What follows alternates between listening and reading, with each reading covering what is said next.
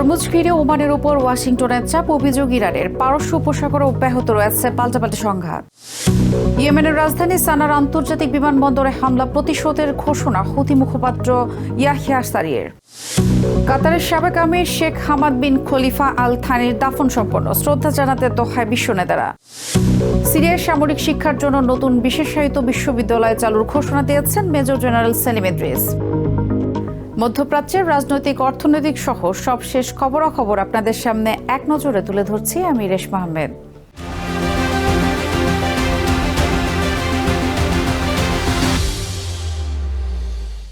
Hormuz প্রণালী ঘিরে ওমানের উপর ওয়াশিংটন চাপ সৃষ্টি করছে বলে অভিযোগ করেছে ইরান। সোমবার তেহরানে এক সংবাদ সম্মেলনে দেশটির পররাষ্ট্র মন্ত্রণালয়ের মুখপাত্র ইসমাইল বাঘেই দাবি করেন, ওমানের সাথে ইরানের যৌথ নিরাপত্তা কাঠামো তৈরির চেষ্টা ব্যাহত করতে চাপ প্রয়োগ করেছে আমেরিকা। ট্রাম্প প্রশাসনের নগ্ন হস্তক্ষেপের কারণে মাস্কাট তেহরানের আলোচনা ভেস্তে গেছে বলে মন্তব্য করেন বাঘেই। অন্যদিকে অষ্টম দিনের মতো পারস্য উপসাগরে অব্যাহত রয়েছে পাল্টাপাল্টি সংঘাত। আমেরিকান ঘাঁটি লক্ষ্য করে স্মরণকালের অন্যতম বড় ক্ষেপণাস্ত্র ও ড্রোন হামলা চালিয়েছে তেহরান। ওমানের উপর প্রকাশ্য ও গোপন চাপ সৃষ্টি করে পারস্য উপসাগরের নিরাপত্তা বিঘ্ন করেছে আমেরিকা। সোমবার তেহরানে এক সংবাদ সম্মেলনে এমন অভিযোগ তোলেন ইরানের পররাষ্ট্র মন্ত্রণালয়ের মুখপাত্র ইসমাইল বাঘেই। ওমানের সাথে যৌথ উদ্যোগে হরমুজ প্রণালীতে বাণিজ্যিক জাহাজের নিরাপদ চলাচল নিশ্চিত করার যে কূটনৈতিক প্রচেষ্টা তেহরান চালাচ্ছিল তা ট্রাম্প প্রশাসনের হস্তক্ষেপের কারণে থমকে গেছে বলে জানান তিনি।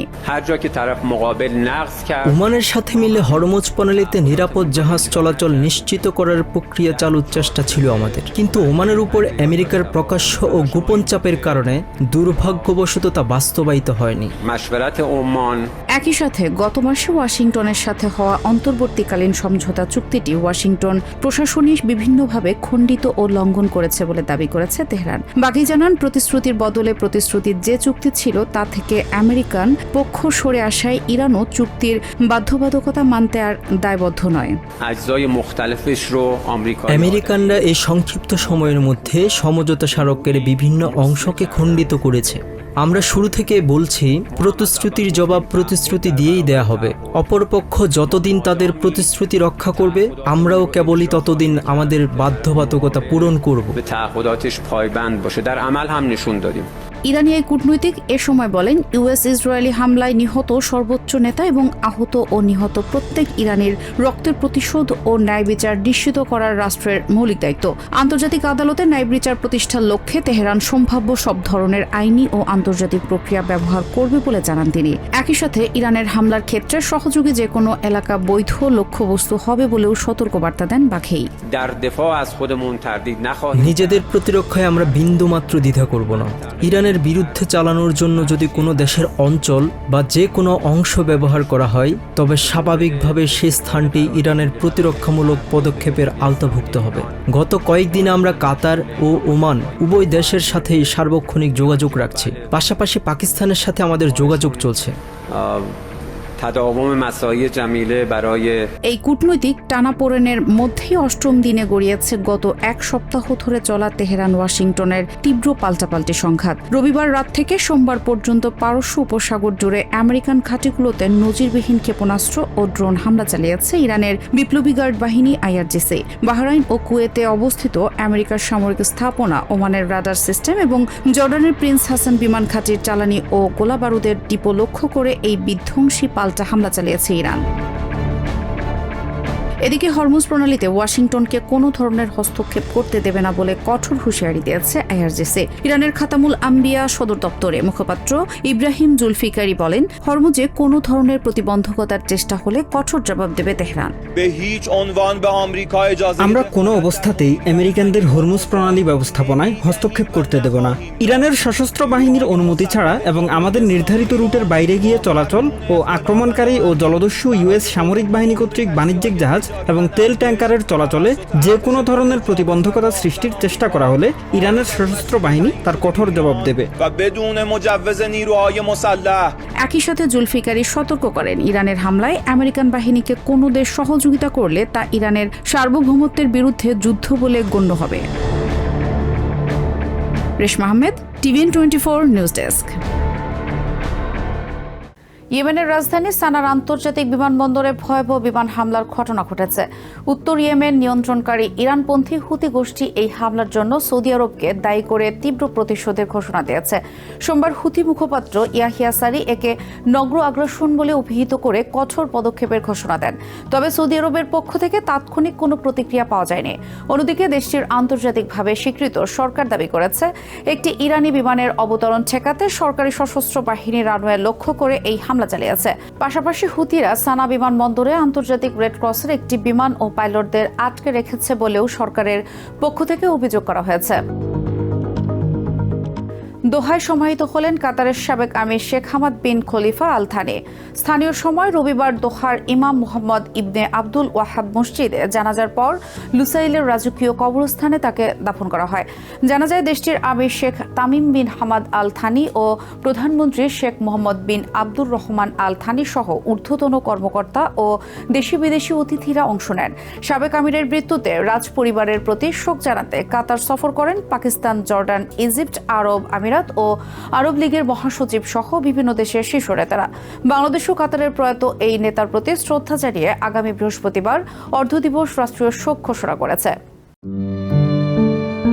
অশ্রুসিক্ত নয়নে বিদায় জানানো হলো আধুনিক কাতারের রূপকার সাবেক আমির শেখ হামাদ বিন খলিফা আল থানিকে। স্থানীয় সময় রবিবার দোহার ইমাম মোহাম্মদ ইবনে আব্দুল ওয়াহাব মসজিদে জানাজা শেষে লুসাইলের রাজকীয় কবরস্থানে তার দাফন সম্পন্ন হয়। জানাজার নামাজে অংশ নেন কাতারের বর্তমান আমির Sheikh Tamim bin Hamad Al Thani এবং প্রধানমন্ত্রী Sheikh Mohammed bin Abdur Rahman Al Thani সহ দেশের ঊর্ধ্বতন কর্মকর্তা ও দেশি বিদেশি অতিথিরা। ৭৪ বছর বয়সী এই দূরদর্শী নেতার প্রয়াণে মধ্যপ্রাচ্যের কূটনীতি ও রাজনীতিতে এক গভীর শূন্যতার সৃষ্টি হল। এদিন কাতারের রাজ পরিবারকে সমবেদনা জানাতে দোহায় জড়ো হন বিশ্ব নেতারা। শোকগ্রস্ত রাজ পরিবারকে সমবেদনা জানাতে দোহায় ছুটে আসেন পাকিস্তানের প্রধানমন্ত্রী শেহবাজ শরীফ, সাবেক প্রধানমন্ত্রী নওয়াজ শরীফ, জর্ডানের বাদশাহ আবদুল্লাহ এবং কুয়েত ও বাহরাইনের ক্রাউন প্রিন্স। এছাড়া সশরীরে উপস্থিত হয়ে শোক জানান ইউএইর president Sheikh Mohammed bin Zayed Al Nahyan, ইজিপ্টের president Abdel Fattah Al Sisi, ইরাকের প্রেসিডেন্ট নিজার আমেদি, রুয়ান্ডার প্রেসিডেন্ট পল কাগামে এবং আরব লীগের মহাসচিব সহ বহু আন্তর্জাতিক নেতা। শেখ হামাদ বিন খলিফা ১৯৯৫ থেকে ২০১৩ সাল পর্যন্ত কাতার শাসন করেন। দীর্ঘ এই শাসন আমলে তিনি কেবল তেল গ্যাসের অর্থনীতি সমৃদ্ধ করেননি, আল জাজিরা টেলিভিশন নেটওয়ার্ক প্রতিষ্ঠা, ২০২২ সালের ফুটবল বিশ্বকাপ আয়োজন এবং দোহাকে আন্তর্জাতিক কূটনৈতিক হাব হিসেবে গড়ে তোলার মধ্য দিয়ে ছোট এই মরুভূমির দেশকে রূপান্তর করেন বৈশ্বিক পরাশক্তিতে।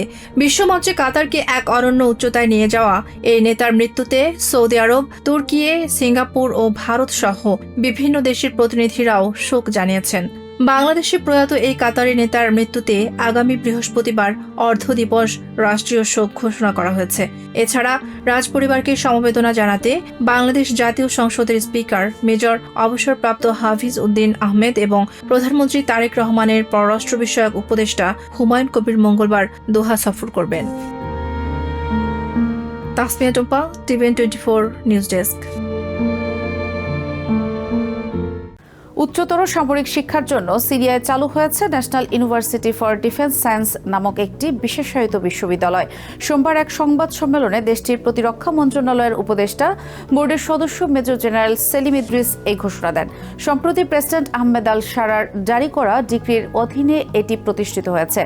এই বিশ্ববিদ্যালয়ের অধীনে 4টি প্রধান কলেজ ও একটি উচ্চতর ইনস্টিটিউট থাকবে, যা সশস্ত্র বাহিনীর জন্য সামরিক প্রকৌশলী, যুদ্ধ কৌশলবিদ এবং দক্ষ কর্মকর্তা তৈরি করবে। এর আওতাভুক্ত ন্যাশনাল ডিফেন্স কলেজ ও হায়ার ওয়ার কলেজ রাষ্ট্রীয় প্রতিষ্ঠান এবং সেনাবাহিনীর জন্য শীর্ষস্থানীয় ও কৌশলগত নেতা প্রস্তুত করবে। পাশাপাশি মানবিক, ব্যবসায়, প্রশাসন ও আন্তর্জাতিক সম্পর্ক বিষয়েও এখানে পড়ার সুযোগ থাকবে। এক নজরে প্রতিদিন মধ্যপ্রাচ্যের খবর জানতে চোখ রাখুন টিভিএন 24 নিউজ নেটওয়ার্কের ইউটিউব ও ফেসবুক পেজে।